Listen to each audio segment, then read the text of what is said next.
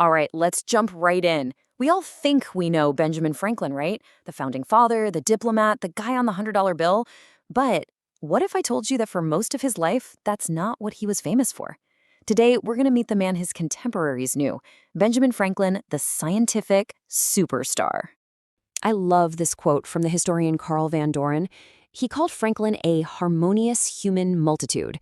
I mean, what a perfect way to put it. It gets at the sheer scope of the man. He wasn't just one thing. He was a writer, an inventor, a statesman, a philosopher, all rolled into one incredible person. Yeah, that's the picture most of us have in our heads, isn't it? The wise old guy with the glasses signing the Declaration of Independence. But here's the kicker, the really fascinating part. All that political stuff, that was actually the last chapter of his life. It's not where his story begins. So let's pull back the curtain and meet the Franklin you probably don't know, the one whose reputation was forged not in the halls of government, but in a laboratory. Seriously, I am not exaggerating. Before he was an American revolutionary, Benjamin Franklin was a global celebrity, famous across Europe as one of the greatest scientific minds of his time. They called them natural philosophers back then, and he was at the absolute top of his game. And you don't have to take my word for it. Look at this. This is his actual certificate of election to the Royal Society in London. We're talking about the most prestigious, most elite scientific group on the planet. And get this, look at the date, 1756. That's a full 20 years before the Declaration of Independence. His scientific fame was already rock solid. The certificate itself says he was chosen because he had, and I'm quoting here, very eminently distinguished himself by various discoveries in natural philosophy. This wasn't some honorary degree, you know. This was the real deal, a recognition of absolutely groundbreaking work. So what exactly was that work? Well, it all centered around one of the most mysterious, powerful, and frankly, terrifying forces of nature they knew, electricity. And specifically, its most spectacular and deadly form, lightning. You see, Franklin didn't just dabble in electricity. He completely changed how we understand and even talk about it. Before him, the thinking was that electricity was two different fluids, but Franklin had this breakthrough idea. What if it's just one fluid? He said an excess of it is positive and a lack of it is negative.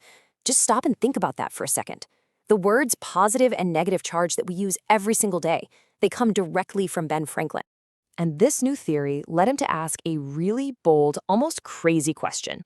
He's in his lab making these little sparks jump from a glass tube, and then he looks out the window at a massive thunderstorm, and he wonders, wait a minute, are those two things the same?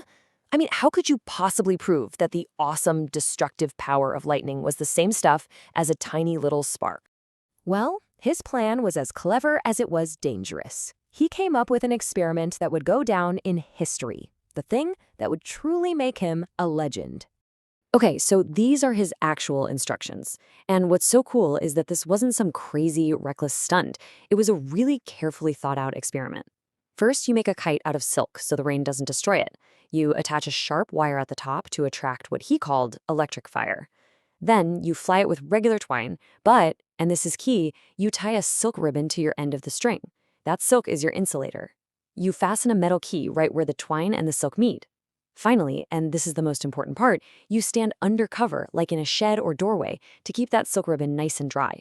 Then you just bring your knuckle close to the key and see if you can draw a spark. The goal was to collect the ambient charge, not to get hit by a lightning bolt. And it worked. It worked perfectly. He brought his knuckle to the key and, zap, a spark jumped. He proved it. For the very first time in human history, someone had demonstrated that lightning was just a massive form of electricity. The news of this discovery just exploded.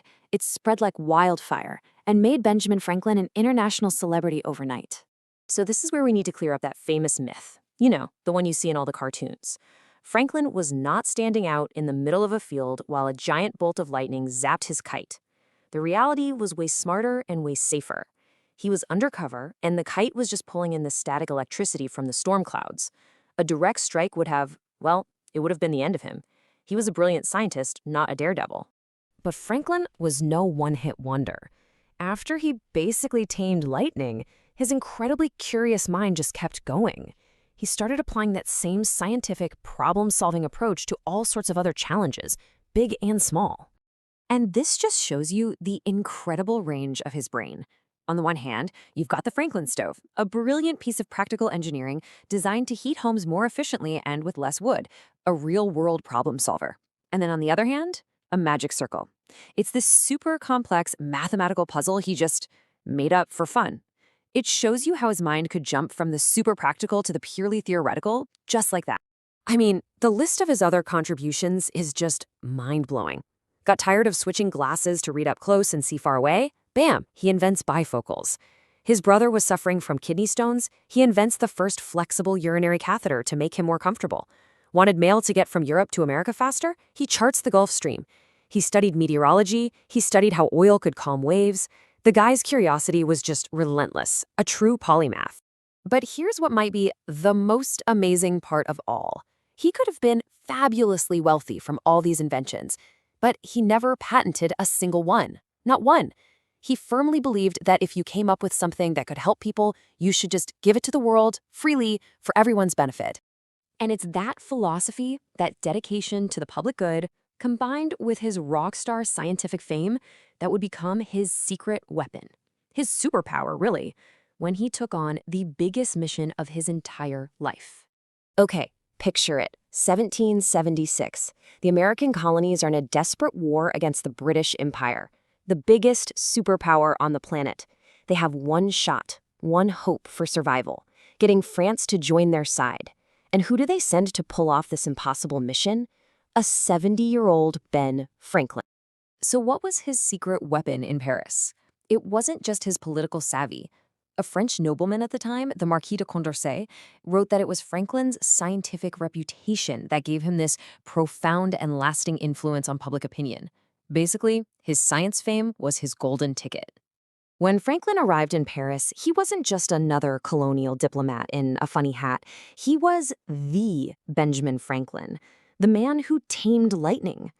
To the French, who were at the heart of the Enlightenment, he was a living legend, a symbol of reason and discovery. And that celebrity status, it got him into rooms and in front of people that no ordinary politician could ever reach. It was that influence that ultimately secured the French alliance and won the American Revolution. So, when you step back and look at his whole life, you start to see this incredible legacy, one that's so much bigger and more connected than just founding father. For Franklin, you really couldn't separate the scientist from the citizen. They were the same thing. The way he thought as a scientist, observe a problem, come up with a theory, test it, and then apply the solution, that's exactly what made him such a great statesman and diplomat. His scientific mind made his public service better, and his desire to help people gave his science a real purpose. He once summed up his entire philosophy by asking himself a question: what is serving God? His answer was simple: it is doing good to man. And really, his life is a challenge to all of us. It makes you think, doesn't it? In our own lives, with the knowledge and curiosity we all have, how can we follow his example and use what we know to do some good in the world?